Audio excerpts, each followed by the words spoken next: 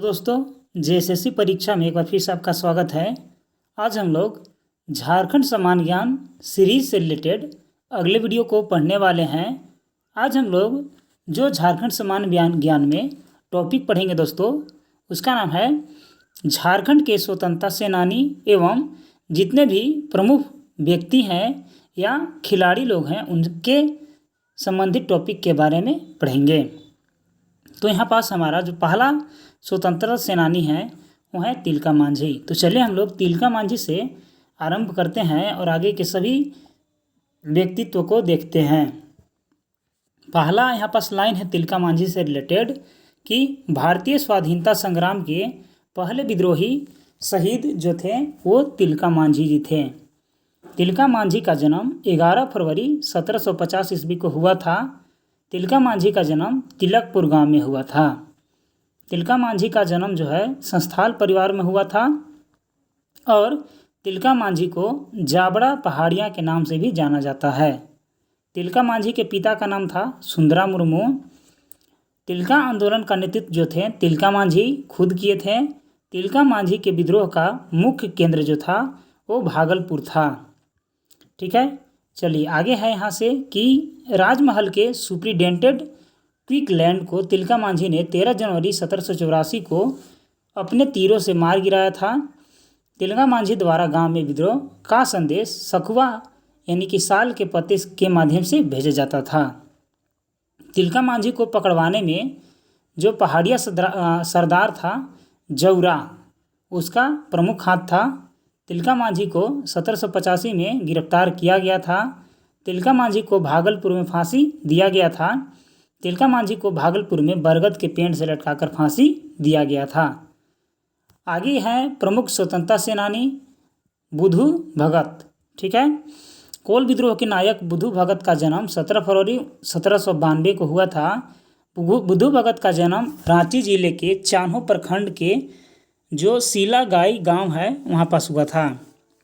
सीलागाई कोयल नदी के तट पर बसा हुआ है और बुधु भगत का जन्म उरांव परिवार में हुआ था। बुधु भगत ने ब्रिटिश शासन के विरुद्ध कोल विद्रोह का नेतृत्व किया था और झारखंड के प्रथम आंदोलनकारी बुधु भगत थे, जिन्हें पकड़ने के लिए अंग्रेज सरकार को 1000 रुपया का इनाम की घोषणा करनी पड़ी थी। 14 फरवरी 1832 ईस्वी को कप्तान इम्फे के नेतृत्व में आए सैनिक के खिलाफ लड़ते हुए बुधु भगत शहीद हुए थे। आगे के हैं सिद्धू कान्हू, मोस्ट इम्पोर्टेंट है। सिद्धू कान्हू का जन्म संस्थाल परिवार में हुआ था। सिद्धू कान्हू का जन्म संस्थाल परगना के भोगनाडीह गांव में हुआ था। सिद्धू का जन्म 1815 ईस्वी में हुआ था। कान्हू का जन्म 1820 ईस्वी में हुआ था। चांद का जन्म 1825 और भैरव का जन्म 1835 में हुआ था। पिता जो थे वो थे चुनी मांझी। सिद्धू कान्हू ने 1855 में ब्रिटिश सत्ता और साहूकारों, व्यापारियों और जमींदारों के खिलाफ संस्थाल विद्रोह यानी कि हुल विद्रोह का जो है नेतृत्व किया था। आगे है यहाँ पास तेलंगा खड़िया। अंग्रेजों के खिलाफ संघर्ष करने वाले तेलंगा खड़िया का जन्म 9 फरवरी 1806 को हुआ था। तेलंगा खड़िया का जन्म गुमला जिले के मुरगू गांव में हुआ था। तेलंगा खड़िया के पिता का नाम डुया खड़िया था। तेलंगा खड़िया के पिता नागवंशी महाराजा के भंडारी थे।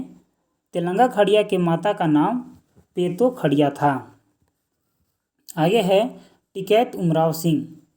1857 के विद्रोह में अंग्रेजों के समक्ष कड़ी चुनौती पेश करने वाले टिकैत उमराव सिंह का जन्म रांची जिले के ओरमांझी प्रखंड के खटंगा गांव में हुआ था। टिकैत उमराव सिंह का संबंध बंदगांव राज परिवार से था। टिकैत उमराव 12 गांव के राजा थे।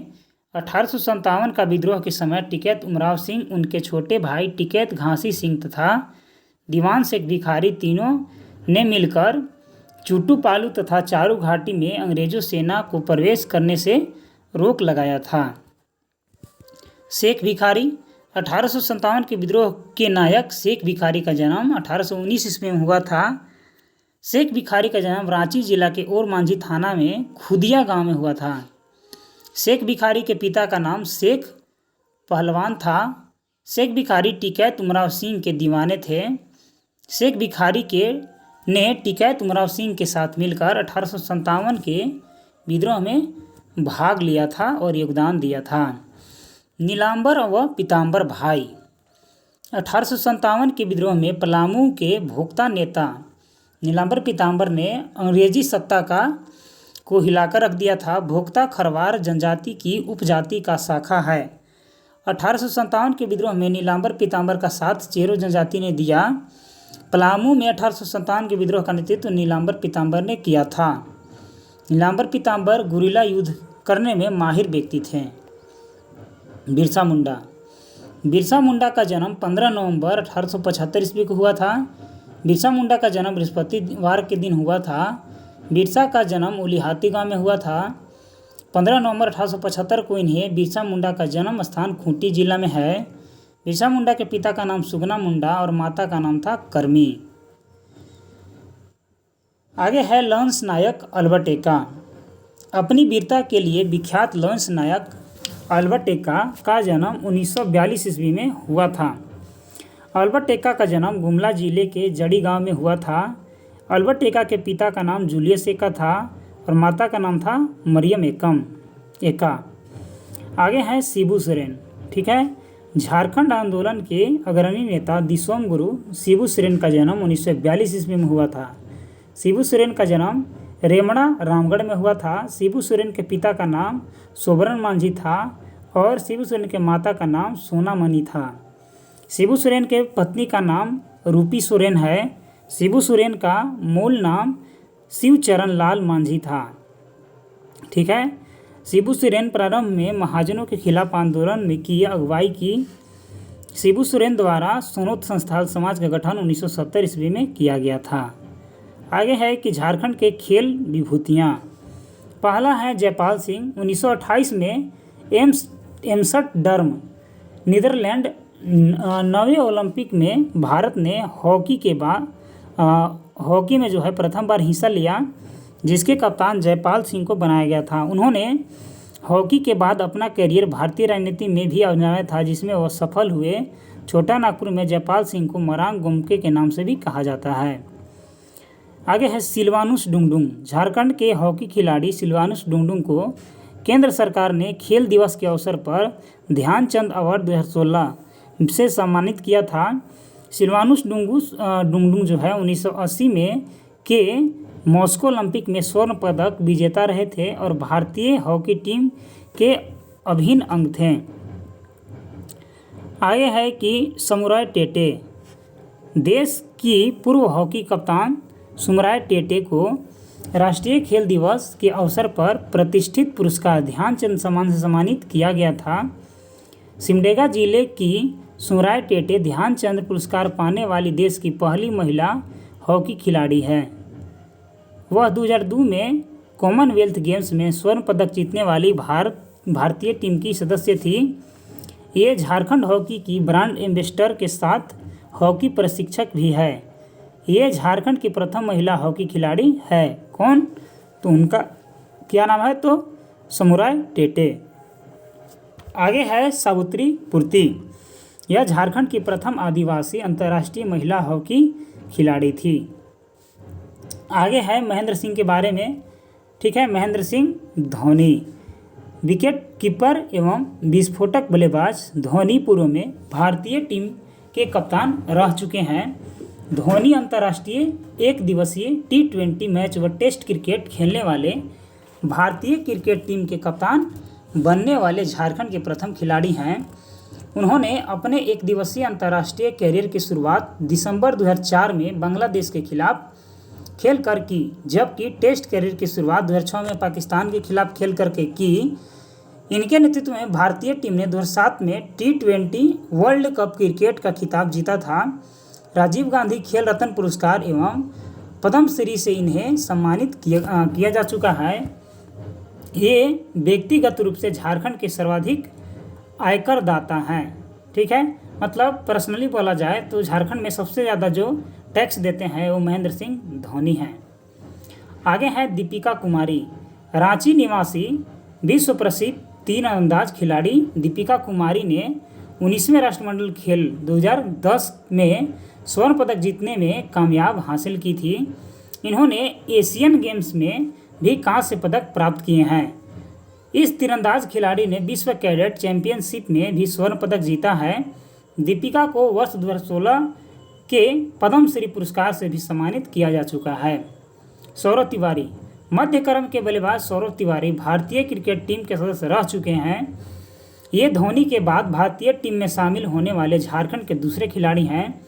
इन्होंने 2010 में आईपीएल प्रतियोगिता के अंडर 23वें उदीयमान खिलाड़ी का पुरस्कार जीता था। 2008 अंडर 19 विश्व कप विजेता टीम के सदस्य थे। खेल पुरस्कार से सम्मानित झारखंड राज्य के प्रमुख व्यक्तित्व। द्रोणाचार्य पुरस्कार संजीव कुमार सिंह को तीरंदाजी से संबंधित रखते थे। पूर्णिमा महतो तीरंदाजी संबंधित रखते हैं। धर्मेंद्र कुमार तिवारी तीरंदाजी संबंध रखते हैं। ध्यानचंद्र पुरस्कार एस डुंगडुंग और ये हॉकी से रखते हैं। समुराई टेटे ये भी हॉकी से संबंध रखते हैं। राजीव गांधी खेल रत्न महेंद्र सिंह धोनी को, जो कि क्रिकेट से संबंधित हैं। आगे है प्रेमलता अग्रवाल। प्रेमलता अग्रवाल सातों महाद्वीप के शिखर पर चढ़ने वाली झारखंड एवं भारत की पहली महिला हॉकी पर्वतारोही है। सन 2004 में प्रेमलता अग्रवाल ने बछेंद्री पाल के नेतृत्व में आइसलैंड पीक की चढ़ाई की थी। वह 2008 में अफ्रीका की सबसे ऊंची चोटी माउंट किलिमंजारो पर फतह हासिल की। 2011 को उन्होंने एवरेस्ट पर तिरंगा फहराया। उसके बाद 10 फरवरी 2012 को एकांकोवा चोटी दक्षिण अमेरिका में और 2013 को माउंट विनियस मैसिफ एवं 23 मई 2013 को डेनाली पर तिरंगा फहराया। इन्हें 7 समिट्स अभियान के लिए 2013 में पद्मश्री से सम्मानित किया जा चुका है।